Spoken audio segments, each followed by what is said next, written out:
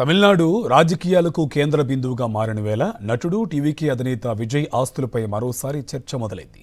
ఎన్నికల ప్రక్రియలో భాగంగా తన ఆస్తులపై విజయ్ సమర్పించిన అఫిడవిట్ ఇప్పుడు మరోసారి వైరల్ అవుతుంది. విజయ్ ఏకంగా 624 కోట్ల రూపాయల స్థిర చరాస్తులు కలిగి ఉన్నారు. ఆ వివరాలు ఒకసారి చెక్ చేద్దాం. 2026 తమిళనాడు అసెంబ్లీ ఎన్నికల సందర్భంగా విజయ్ దాఖలు చేసిన అఫిడవిట్ ప్రకారం ఆయనకు సుమారు 624 కోట్ల రూపాయల విలువైన ఆస్తులున్నాయి. ఇందులో దాదాపు 404 కోట్ల రూపాయల చరాస్తులు కాగా మిగిలిన 220 కోట్ల రూపాయల వరకు స్థిరాస్తులు ఉన్నట్లుగా వెల్లడించారు. విజయ్ స్వయంగా 1.20 కోట్ల విలువైన 883 గ్రాముల బంగారాన్ని కలిగి ఉన్నారు. దీంతో పాటు సుమారు 15 లక్షల విలువైన వెండి వస్తువులు ఆయన పేరు మీద ఉన్నాయి. విజయ్ భార్య సంగీత పేరిట భారీగా బంగారం, వజ్రాలు ఉన్నాయి. ఆమె వద్ద సుమారు 4 కోట్ల రూపాయల విలువైన 3.1 కిలోల బంగారం ఉంది. దాదాపు 1 కోటి విలువైన వజ్రాలు ఉన్నాయి. వీటి బరువు 134.91 క్యారెట్లు. వీటితో పాటు 4.75 లక్షల విలువైన 2 కిలోల వెండి ఉన్నట్లుగా అఫిడవిట్లో పేర్కొన్నారు. విజయ్ తన సంపాదనలో ఎక్కువ భాగాన్ని బ్యాంకుల్లోనే ఉంచారు.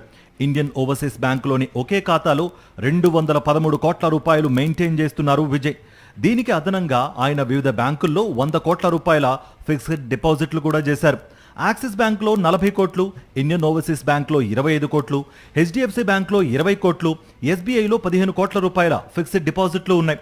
విజయ్ గ్యారేజ్లో కోట్లాది రూపాయల విలువైన విలాసవంతమైన కార్లు కూడా ఉన్నాయి. వీటిలో 3 కోట్ల రూపాయల విలువైన లెక్సస్, 2 కోట్ల విలువైన BMW i7, 6 కోట్ల విలువైన టాటా కారవాన్ వంటి ప్రముఖ వాహనాలు ఉన్నాయి. మొత్తం వాహనాల విలువ 13 కోట్ల 52 లక్షలుగా తేలింది.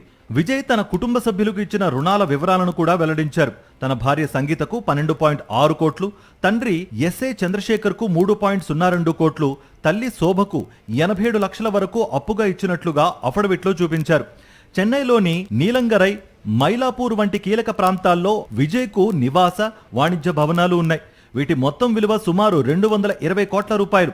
ప్రత్యేకించి నీలంగరైలోని ఆయన విలాసవంతమైన బంగ్లానే దాదాపు 80 కోట్ల రూపాయల విలువ చేస్తుంది. ఇలా భారీ ఆస్తులతో అందరి దృష్టిని ఆకర్షించారు విజయ్.